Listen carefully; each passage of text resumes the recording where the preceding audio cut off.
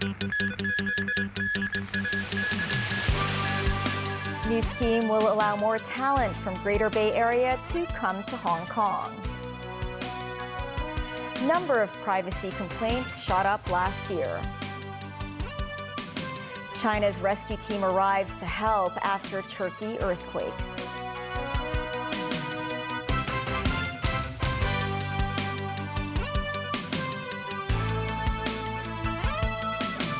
Hello and welcome to TVB News. Beijing has announced a new multiple entry visa to enable talent from the Greater Bay Area to travel to Hong Kong and Macau from February 20th. Eligible candidates will be allowed to stay in the two special administrative regions no longer than 30 days each time. Christy Khan reports. A new multiple entry visa scheme will be rolled out to professionals working in the Greater Bay Area, allowing them to travel between the mainland, Hong Kong and Macau multiple times from February 20th. According to the announcement by the National Immigration Administration, professionals working in 6 particular fields such as science and research, academia, health and law will be eligible to apply. The scheme will help promote the development of the Greater Bay Area as well as allow mainland talent to conveniently engage in scientific research and academic exchanges between the regions. Top talents such as Nobel Prize laureates and fellows of top academies will be able to apply for the 5-year multiple entry visa. Candidates working in science and research, academic and health sectors are eligible for the 3-year visa. Those involved in law and other categories will be able to apply for the 1-year visa. The visa holders can visit Hong Kong and Macau multiple times with a maximum 30 days of authorized stay each time. However, eligible candidates from categories other than top talents are required to provide supportive documents, including proof of employment and professional qualifications on their visa applications. An economist in Hong Kong believes the new visa policy will help bring more investment to the city while stimulating consumption. Christy Khan, TVB News. The Office of the Privacy Commissioner for Personal Data reported that it received over 3,800 data breach complaints last year. That's an increase of 15% from the figures in 2021, with the majority of the incidents involving cases of doxing. The privacy protection body also criticized the Hong Kong Institute of Bankers after conducting an investigation into its leakage of the personal data of more than 100,000 individuals. Timothy Lee reports. Privacy intrusion has become commonplace in the modern world, particularly in Hong Kong's hyper-digitalized society. Back in 2019, the Hong Kong Institute of Bankers was notified by a firewall manufacturer about a threat from hackers who could obtain sensitive personal data, including account names and passwords. But even by 2021, the institute did not heed the advice from authorities to update its operating system or take proper data security measures, which led to a serious data leakage crisis. By the end of the year, the personal data of over 13,000 members of the HKIB and about 100,000 non-members were leaked. An investigation by the Office of the Privacy Commissioner for Personal Data found that 6 HKIB servers containing the personal data were attacked by malware, with a hacker responsible threatening to upload their contents to the internet unless a ransom is paid. Ada Chung, the Privacy Commissioner for Personal Data, criticized the Banking Institute for inadequately managing data security risk, adding that the HKIB is primarily responsible for the data leak. And for Hong Kong IB, whether the service provider is liable, please remember that under the PDPO, under the ordinance, the party who is responsible for the handling of data is the data user. And therefore, in our enforcement work, we would issue the enforcement notice to the data user. And the prime responsibility rests on the data user as well. Meanwhile, the PCPD revealed that over the last year, it received a total of 3,848 complaints, which was a 15% increase from the previous year. Over 1,700 cases involved doxing, the act of publishing private information of a particular person on the internet, also saw an increase of around 70%. As of now, the PCPD has initiated more than 100 criminal investigations and have conducted a total of 12 arrests. In view of the increasing number of residents affected by data breach incidents, the Office of the Privacy Commissioner for Personal Data published this leaflet detailing recommended data security measures. Timothy Lee, TVB News. The city's largest national security trial involving 47 former pro-democracy figures continued today. Spotlighted today were defendants such as former reporter Gwyneth Ho and ex-lawmaker Raymond Chan over their roles in the so-called 35-plus unofficial primary election. Jackie Lin reports. Day 4 of the city's landmark political trial. Among the 47 opposition activists facing subversion charges, 16 pleaded not guilty. 10 defendants were granted bail earlier, including Clarice Yeung and ex-lawmaker Raymond Chan. The hearing again began with the prosecution's opening submission, and taking center stage this time was former journalist of the now-defunct news outlet Stand News, Gwyneth Ho. Citing her election manifesto for the 35-plus primary runoff election, the prosecution said Ho mentioned revolts were needed to change the fate of Hong Kong as a national security law had laid siege to the city, and she would use her prospects, body, and life to resist the state apparatus. The prosecution added Ho mentioned in another video that winning a majority of seats in the legislature could force a new political situation, one that's unacceptable to Beijing. On her social media page, Ho was said to have promoted the idea of mutual destruction of the government and resisting the mainland's Communist Party with international communities. An article she wrote for the Los Angeles Times urged people to revolt with courage. Another defendant was Raymond Chan. The prosecution said the then lawmaker mentioned in interviews how the 35-plus poll is good for sure and called for dissolving LegCo and ultimately the stepping down of the city leader. He was among the election hopefuls who signed a joint statement pledging to abide by the plan of the primary polls and veto the government's budget if elected. Former lawmakers Leung Kwok-hung and Lam Cheuk-ting, also accused of subversion in the case, did not sign the statement. Still, the prosecution said Lam wrote how he agreed with vetoing the budget in his notes for election debates, while Leung Kwok-hung mentioned he did not sign the statement because it would just be a repeat of his intentions. That statement was drafted by opposition politicians, including localist Owen Chow. Apart from promoting Hong Kong nationalism at election debates, Owen Chow was said to have asked lawmaker hopefuls to be psychologically prepared to paralyze every LegCo meeting through any means possible. At the West Kowloon Magistrates Court, where the trial took place, a window pane near the front gate was damaged. It's understood police found a small hole in the glass wall, allegedly shot through by a projectile from outside the court. Jackie Lin, TVB News. Television Broadcasts Limited has issued a voluntary statement concerning a recent rumor. The company stresses that it places the utmost value on corporate governance and rejects suggestions that the company has undermined shareholders' interests. The statement is in response to allegations of a lack of transparency in the governance and trade agreements of mainland video streaming platform MyDuiDui, which is effectively controlled by TVB through subsidiary TVBC. Strongly denying the allegations, TVB says the financial results of MyDuiDui are accounted for in the company's consolidated accounts. This as TVB enjoys the full economic benefit of MyDuiDui, and the platform is not operated for the benefit of particular directors.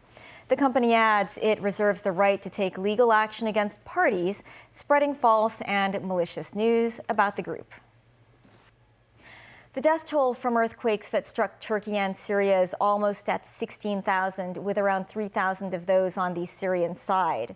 Turkish officials say some 13.5 million people were affected in an area spanning roughly 450 kilometers. But anger is rising in both countries among victims who say aid and rescue are slow in arriving. Nazvi Karim reports. Turkish President Tayyip Erdogan is trying to stay calm amid a devastating crisis for his country. His government is without sufficient resources to conduct rescue efforts for one of the worst earthquakes to afflict Turkey. And he is being blamed, with those left homeless and cold hitting out at the slow arrival of rescue teams, despite an international effort. On top of this, Erdogan faces an election in May. The Turkish leader, who visited some areas to view the damage, has admitted to inadequacies, saying, "We are better today, we will be better tomorrow. We have some issues with fuel, but we will overcome those too." Across a swathe of southern Turkey, people sought temporary shelter and food in freezing winter weather and waited by piles of rubbish where family and friends may still lie buried. In some cases, cries for help can be heard, but loved ones are helpless to do anything. These men in Hatay are saying that they are suffering, appealing to anyone who can hear to help them. In Syria, relief efforts are complicated by an internal conflict that has split the nation and wrecked its infrastructure. Earlier this week, Syrian leader Bashar al-Assad said American sanctions have slowed down aid reaching places where it is needed. But US President Joe Biden said America's thoughts and prayers are with the people of Turkey and Syria. In Syria, the U.S. is supporting humanitarian partners who are responding with equipment and assistance and have been conducting urgent search and rescue missions from day one.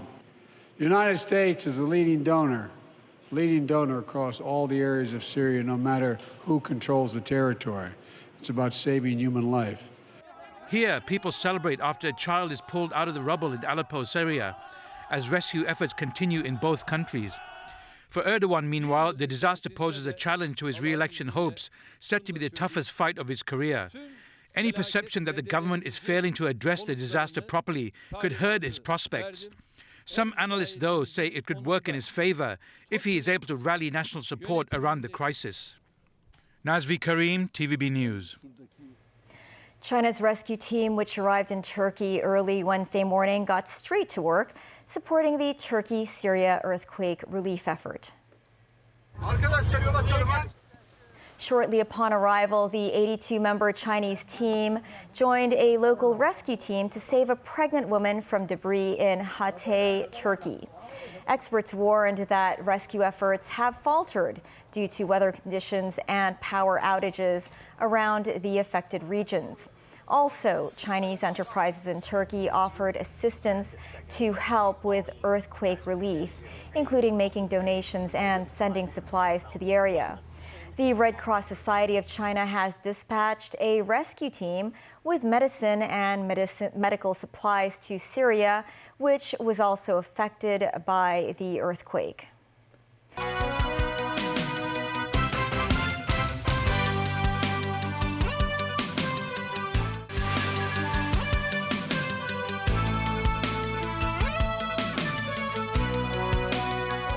Ukrainian President Volodymyr Zelensky is in Brussels today, joining the European Union summit as he aims to lobby EU leaders for more modern weapons to fight against Russia's invasion of his country. This as Zelensky made whirlwind visits to London and Paris, seeking support from both countries' prime ministers. Tracy Furness has more. Ukrainian President Zelensky and British Prime Minister Rishi Sunak visited Ukrainian troops under training at an army camp in Dorset, southwest England on Wednesday. England was Zelensky's first stop on only his second trip abroad since Russia invaded Ukraine on February 24, 2022. He previously visited Washington, D.C. Zelensky is looking for fighter jets, and Sunak said that nothing was off the table, but the first step would be to train the pilots. When it comes to fighter combat aircraft, of course, they are part of the conversation. Indeed, we've been discussing that today and have been previously, and that's why we've announced today that we will be training Ukrainian Air Force on NATO standard platforms. Because the first step in being able to provide advanced aircraft is to have soldiers or aviators that are capable of using them. That is a process that takes some time. Britain has trained 10,000 Ukrainian troops brought to battle readiness in the last 6 months and will train a further 20,000 soldiers this year. Last week, Ukrainian troops arrived in Britain to learn how to command Challenger 2 tanks, which Sunak said would be operating in Ukraine by next month. Zelensky later visited Buckingham Palace to meet King Charles. The King told the president that, "We've all been worried about you and thinking about your country for so long." Zelensky thanked the British people for supporting Ukraine since day one of Russia's invasion. Zelensky's next stop was Paris, where he met with French President Emmanuel Macron and German Chancellor Olaf Scholz at the Élysée Presidential Palace to discuss wartime needs in Ukraine. Macron paid tribute to Ukraine and its people for their courage and commitment while expressing unwavering support for Kiev. Macron said France made new deliveries of defence equipment to Ukraine recently and will continue the effort to do so. Macron and Zelensky left for Brussels Thursday for the EU summit. Zelensky is expected to lobby with EU leaders for support to help his country turn the tide against Russia's offensive. Tracy Furness, TVB News. Back in Hong Kong, the Education University of Hong Kong is working with 6 Cambodian universities in a World Bank-funded project to enhance education in the Southeast Asian country. Mimo Sangai tells us more. This group of students are from Cambodia. Not only that, they are Doctor of Education students at the Education University of Hong Kong under the World Bank's Higher Education Improvement Project, with a mission to develop teacher capacity in Cambodia's higher education. Among them, Myth is the newest student. She believes the skills and knowledge she obtains from the program can benefit herself and her students in Cambodia. I hope and I believe that after joining this program, I could strengthen my teaching and learning ability, especially integrating technology in my research interest, and 2, strengthening my research ability. After I graduate from this program, World Bank project, and also the EDD program in EDUSK, I believe that I can put all the new technique and methodology into my subject, that is writing paper or scientific writing. When asked about the difference between studying in Hong Kong and Cambodia, another student, Rolf, said Hong Kong has better resources. When I first arrived, I feel that everything is like a wonder, because everything, like all the resources are readily available. You just have to ask, and you just have to access the resources, as compared to the resources I had at home, which was limited, and also we may need to propose, for those resources. Meanwhile, Cambodia's Director General of Higher Education, Mak Noi, described the project as a strategy policy for the Cambodian government, hoping it can promote the country's higher education teacher capacity and economy. The principal of Edu Hong Kong, Stephen Jern, said not only does the partnership with universities from Belt and Road countries help teachers to enhance their skills and knowledge, but it also allows talent to arrive at the campus, fostering a diversified environment for all students. The university's graduate school has admitted 81 master's and doctoral program students from Belt and Road countries since its establishment. Apart from Cambodia, other countries include Pakistan, Indonesia, and Malaysia. Mimosa Nai, TVB News. That's the news. Thanks for watching. Bye for now.